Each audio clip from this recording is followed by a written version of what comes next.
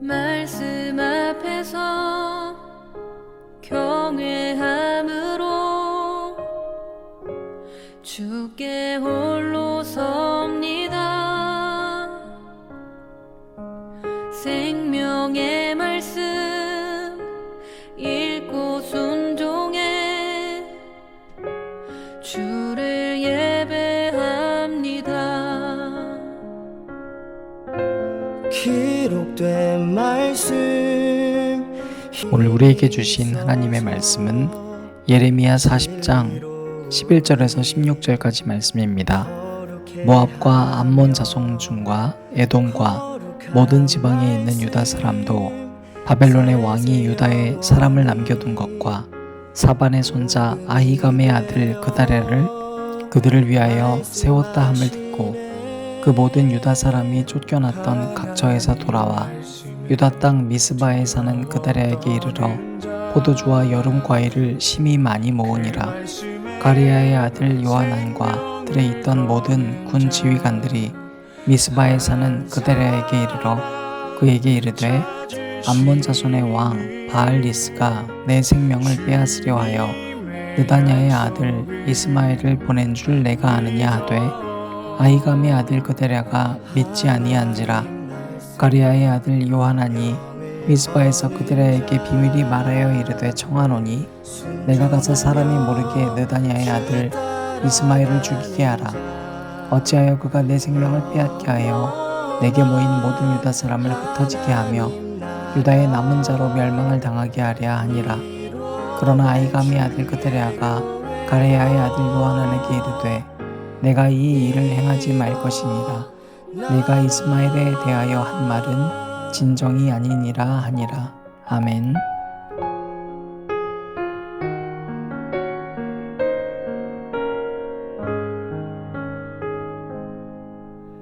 말씀 앞에서 경외함으로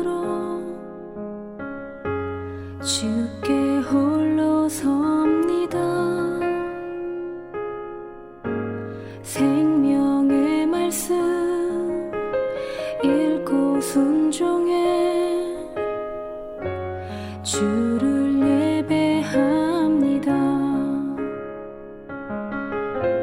기록된 말씀 힘이 있어서 진리로 우리 거룩해 하며 거룩한 말씀 세세 영원히 복음이 되어 말씀하시네. 하나님 말씀에 두려워 떠는 자, 그 말씀에 생명을 거는 자 한 사람 찾으시는 주님의 약속을 믿어. 하나님 말씀에 명을 거는 자 순종하며 주 따라가는 자 영원한 하나님 나라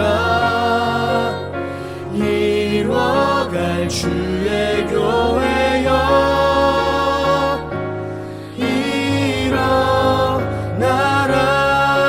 일어나라. 주 말씀은 우리를 구원해 이르는 지혜이니 목숨과 내 뜻 다해 그 말씀에 복종하라. 하나님 말씀에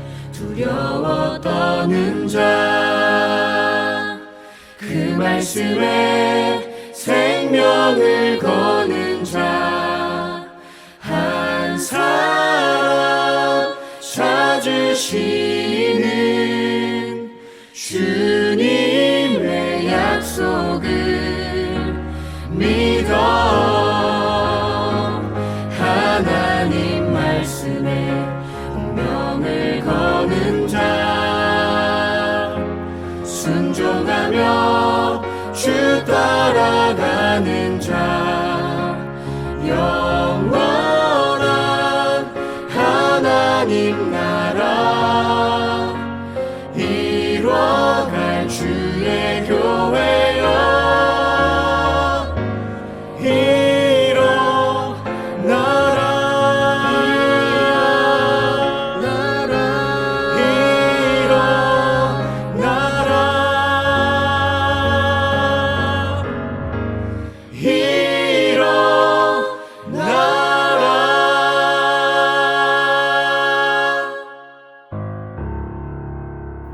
오늘도 우리 주님의 크신 은혜와 사랑이 저와 여러분에게 가득하기를 바랍니다. 예레미야 37장에서는 배경이 좀 나오는데요. 유다의 마지막 왕이었던 시드기야의 이야기가 나옵니다. 시드기야는 바벨론이 임명한 왕이었어요. 바벨론의 말을 잘 들어서 세워진 왕인데 왕이 되다 보니까 이제 바벨론에 들어가는 게 싫거든요.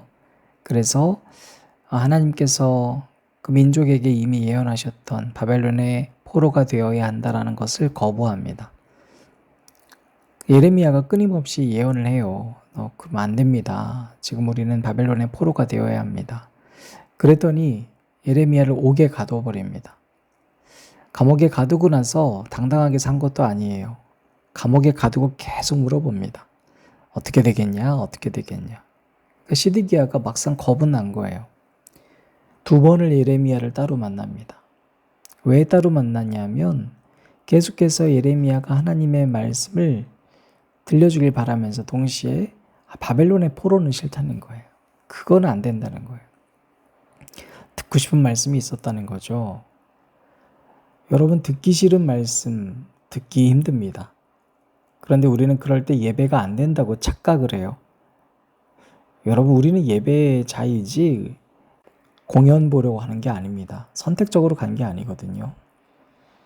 자, 지금 바로 그런 상황에서 예레미야가 감옥들에 갇혔을 때 37장에 보면 하나님께서 구스 사람인 에벤멜렉한테 가서 예언을 하라고 그러거든요. 그러니까 우리 시드기야와 대조적인 인물입니다. 에벤멜렉은 이방인이거든요. 자, 그런데 그 이방인에게도 똑같이 말해요. 재난을 내리고 복을 내리지 않겠다. 이 말을 하고 그리고 내가 너를 구원하겠다. 그리고 18절 보면 네가 목숨을 구원하는 이유는 구원받는 이유는 나를 믿었기 때문이다. 이렇게 하거든요. 그러니까 이방 사람인 구스에게 하나님께서 이 말씀을 선포할 때 그가 믿었습니다. 믿음으로 서는 자는 하나님이 살려주신다는 거예요. 반면에 시드기야는 어때요? 하나님을 믿는 백성의 왕입니다. 그런데 싫은 거예요. 싫으면서도 계속 물어요. 이것이 여러분 우리의 모습 아닙니까? 계속 예배의 처소를 옮기고 예배의 자리로 간다고 하면서 내가 원하지 않는 말씀은 은혜가 안 된다고 생각하고 받아들이지 않고 원하는 말씀이 들려올 때까지 내 마음에 감동이 있을 때까지 드리잖아요. 그 예배일까요? 자, 여러분, 그리고 시드기야가 부릅니다. 예레미야 38장 가면 한 번만 더 물어볼게. 그거 진짜냐? 그러거든요. 그래서 예레미야가 뭐라고 합니까? 20절, 21절 보면 왕을 그들한테 넘기지 않을 거예요. 그러니까 왕에게 제발 제가 말한 것처럼 하나님 말씀에 순종을 하십시오. 항복을 거절하면 그러나 하나님께서 하실 겁니다. 그랬더니 19절에 시드기야 왕이 예레미야한테 나는 갈대아인한테 항복한 유대인이 무섭다. 그들이 나를 조롱할까 두렵다. 여러분, 유다의 왕인데 모멸당하고 조롱당하는 게 두려운 거예요. 여러분, 결국엔 시드기야는 본인이 듣고 싶은 말씀이 들려올 때까지 전혀 들리지 않았습니다. 여러분 어떠십니까? 예배가 되지 않습니까? 말씀이 안 들려옵니까? 말씀이 없는 게 아닙니다. 여러분의 자아가 강한 겁니다. 믿음대로 산다는 것은 바로 이방인 구스 사람이었던 에벤멜렉처럼 사는 거예요. 여전히 사람 두려운 거 똑같고 상황 어렵지만 말씀을 듣고 그 들음대로 행하고 사는 겁니다. 자, 그런가 하면 오늘 본문 말씀 우리 이제 읽기 전에 39장을 보면요. 느부사라단이라고 하는 인물이 나와요. 오늘도 마찬가지입니다. 1절에서 3절까지 보면 느부사라단 사령관의 이야기가 나오는데 그에 대한 이야기는 39장 9절부터 등장합니다. 자, 이 사람은 성을 약탈하고 기물을 부수고 거민들을 포로로 데려갔어요. 사령관 느부사라단이 성중에 남아있는 백성과 자기에게 항복한 자와 그 외에 남은 백성을 잡아 바벨론으로 옮겼고 10절 보면 아무 소유가 없는 빈민을 유다 땅에 남겨두고 그날의 포도원과 밭을 그들에게 주었더라. 자, 여러분, 바로 시드기야 왕이 있었으면 할 수 없었던 일을 이 사령관 느부사라단을 통해서 하고 있었던 모습을 소개해주고 있습니다. 그리고 40장에 가면 이제 예레미야가 바벨론 포로와 함께 이동하는 중에 하나님께서 말씀을 하십니다. 느부사라단에게. 4절에 보라, 내가 오늘 내 손에 사슬을 풀어 너를 풀어주노니 만일 내가 나와 함께 바벨론으로 가는 것을 좋게 여기거든 가자, 내가 너를 선대하리라. 자, 지금 느부사라단이 예레미야한테 바벨론으로 가자는 거예요. 자, 여기서 이제 예레미야는 선택할 수 있습니다. 특별히 바벨론의 지도자가 바벨론으로 가자는 거예요. 자, 그러면 여러분 생각해 보세요. 지금 바벨론으로 가는 건 맞는 선택일까요? 아닐까요? 합리적으로. 당연히 맞죠. 왜냐하면 하나님 바벨론 포로되라고 얘기했었거든요. 그리고 심지어 그 포로가 됐을 때 이 사령관의 말을 따르면 거기 가서 아주 행복하게 잘 살 수 있습니다. 지금 여기 만약에 가지 않고 남아있으면 어떻게 됩니까? 뭐 할 수 있는 게 없거든요. 땅만 있으면 뭐 하겠어요? 아무것도 할 수 있는 게 없는데. 그러니까 바벨론으로 가게 되면 자기가 했던 말도 지킬 수 있고, 야, 저 사람 우리랑 함께 하는구나, 포로 같이 하는구나, 말도 잘 지키는구나 할 수 있습니다. 심지어 바벨론으로 가면 고위직이 보장될 수도 있습니다. 그런데 예레미야 선택은 6절이에요. 예레미야가 미스바로 가서 아이감의 아들 그다랴에게로 나아가서 그 땅에 남아있는 백성 가운데서 그와 함께 사니라. 아멘. 남은 백성은 뭐였습니까? 39장 우리 보면 10절에 아무 소유가 없는 빈민을 남겨두고 빈민들과 할 수 있는 것이 없는 땅에 패잔병들과 함께 있었습니다. 그들은 누구예요? 바벨론에 대한 적대적인 사람들이고 가난한 사람들이었습니다. 사랑하는 여러분, 우리는 신앙생활에서 자기만 아는 엄밀한 의미에서 이기적인 선택을 하면서도 자기 합리화를 많이 합니다. 내 선택은 늘 옳다는 거예요. 자, 오늘 말씀 속에서 11절에 보면 그다랴라고 하는 지도자를 만납니다. 이 그다랴라고 하는 지도자는 바벨론이 임명한 지도자였었어요. 그런데 11절 보니 모압과 암몬 자손 중과 에돔과 모든 지방에 있는 유다 사람도 바벨론의 왕이 유다의 사람을 남겨둔 것과 사반의 손자 아이갈의 아들 그다랴를 그들을 위해 세웠다 함을 듣고, 그러니까 이제 이 사람을 보고 사람들이 막 모여들기 시작합니다. 그다랴는 그들을 다 수용했습니다. 그때 요하난이라는 장군이 등장해서 이렇게 하면 암살당한다고 얘기해요. 근데 듣지 않습니다. 듣기 싫은 말씀은 여전히 듣지 않는 모습이 반복되고 있습니다. 심지어 유대 땅이라 해도요. 여러분, 우리는 오늘 말씀 속에서 우리가 얼만큼 자기 합리화를 잘하는지, 얼만큼 이기적인지를 볼 수 있습니다. 늘 덩치를 키우고 사람이 나에게 붙으면 나에게 이득이고, 빈민들이 가까이 있는 것보다 힘센 사람이 같이 있고 내게 이득이 될 만한 사람들과는 같이 있는 모습이 바로 이 그다랴와 같은 어리석음입니다. 때로는 바벨론의 포로가 되지 않는다 할지라도 빈민들과 함께 남아 있었던 바로 이 예레미야의 모습이 하나님이 정말 원하셨던 모습임을 우리는 잊지 않아야 되겠습니다. 이번 한 주 동안 여러분에게 어떤 제안이 있을 수 있을까요? 어쩌면 이 말씀이 주어졌다면 여러분에게 아주 솔깃한 무언가 메시지가 누구를 통해서 들려올지도 모르겠습니다. 그런데 여러분 잘 분별하십시오. 그로 인해서 빈민들을 버리고 가지 마십시오. 그로 인해서 여러분과 함께 있어야 될 사람들을 버리지 마시기를 주님의 이름으로 축원합니다. 하나님 감사합니다. 그 땅의 남은 백성 가운데 그와 함께 살았다. 예레미야의 결단이 얼마나 아름다운지 모릅니다. 바벨론으로 간다면 돌아가서 환대받는 삶을 살 수 있고 신분이 상승하고 풍요롭게 살 수 있었습니다. 그것이 하나님의 뜻이라고 충분히 믿을 수 있었음에도 예레미야는 하나님이 바라시는, 하나님이 그리고 원하시는 시선을 잃지 않았습니다. 그 땅의 남은 백성 가운데서 그와 함께 살았던 예레미야의 삶이 우리들의 삶이 되게 하여 주시옵소서. 예수님 이름으로 기도드립니다. 아멘.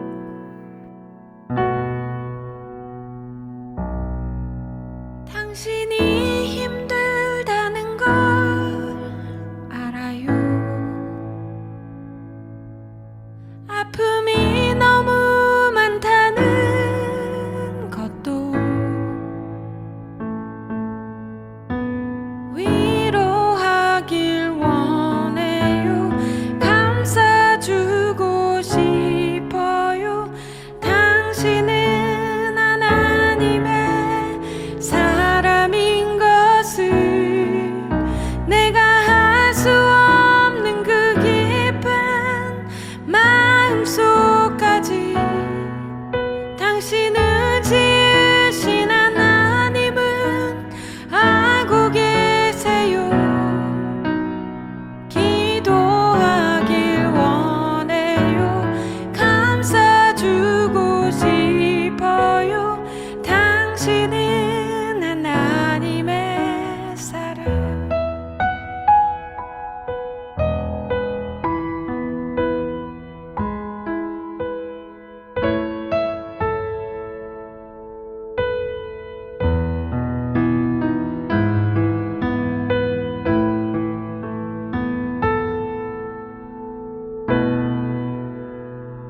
당신이 힘들다는 걸 알아요.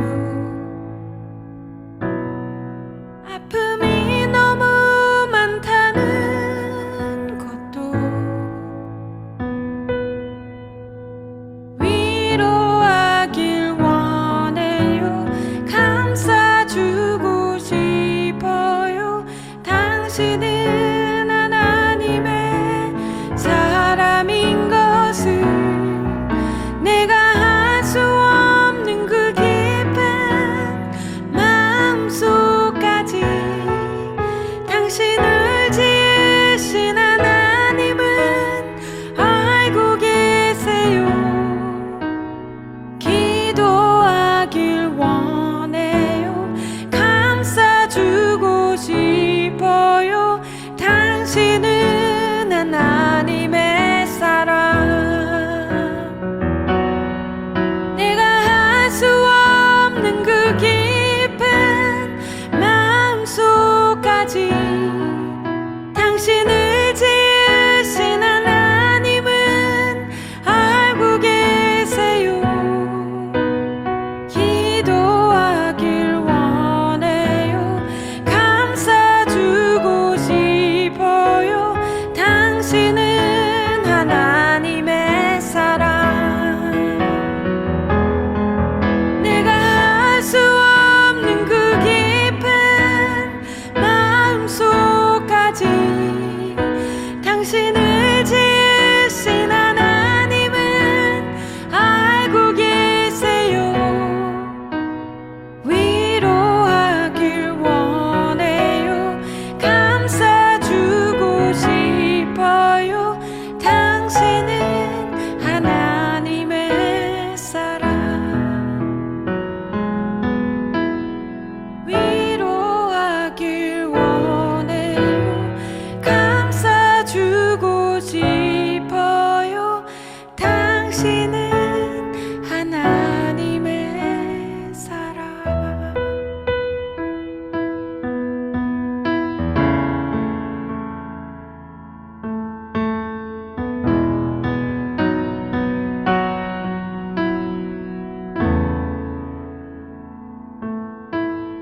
하나님 사랑을 기억하게 하여 주시고, 주님이 우리를 도우시고 위로하신다는 것에 대한 믿음을 지켜주시옵소서. 서로를 위하여 기도하며 위로하고